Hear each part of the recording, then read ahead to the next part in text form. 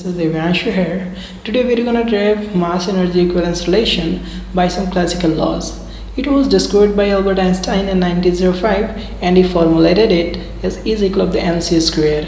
In the first part of the video, we have already discussed about mass energy equivalence relation, its importance, its experimental behavior with a number of examples. You can watch it with the link given in the description. This is the derivation or second part of the video. So without wasting our time, let's start it.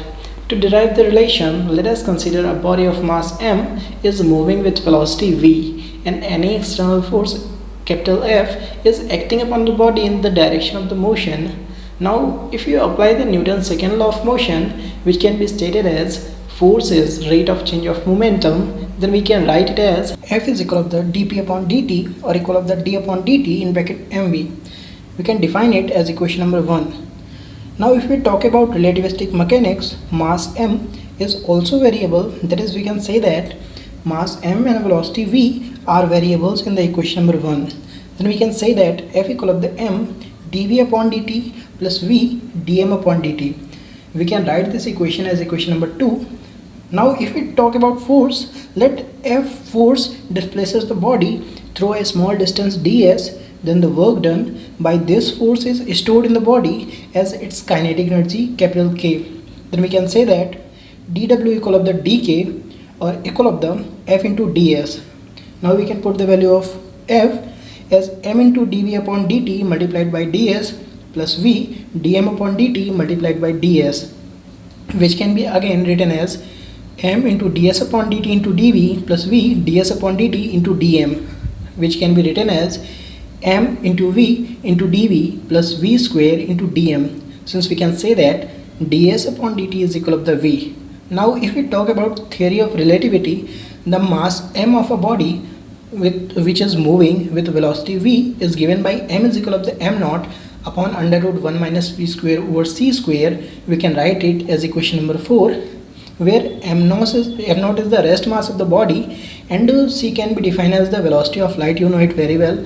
Now we can square the equation number 4 and we can get m square equal to the m naught square upon 1 minus v square over c square, or we can write it as m square c square minus m square v square equal to the m naught square c square. Now we can differentiate this equation, but we have to remember that m naught and c are the constants. Then we can get 2m dm c square negative of v square, 2m dm negative of m square, 2v dv is equal to the 0, or we can write it as mv dv plus v square dm is equal to the c square dm.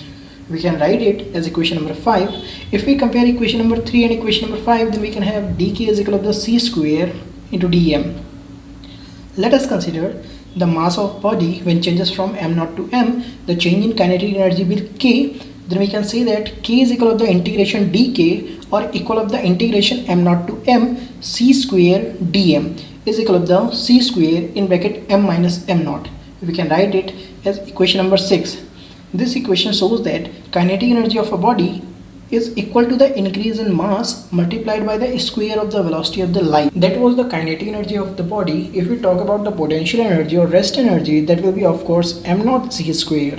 Then if we have to find the total energy of that particular body, the total energy E of the body is then the sum of kinetic energy K and the rest energy E naught. Thus we can say that total energy is equal to the rest mass energy plus kinetic energy, or we can say that E is equal to the E naught plus K. The value of E naught can be written as m naught c square and the value of K can be written as m minus m naught in bracket and c square. Now if we talk about m naught c square positive and m naught c square negative, that will be of course cancel out and the rest part of the equation will be E is equal to the mc square. Famous Albert Einstein's mass energy equivalence relation, according to which any amount of energy mc square is always associated with the mass m, or we can say that if there is any body and in the case of any supply of energy in this body will increase its mass. By this relation we can say that hot body will possess a little greater mass with respect when it was cold. It was all about Einstein's mass energy equivalence relation. In our next video, we will choose any other topic. Till that time, keep watching, keep learning, stay safe. Thank you.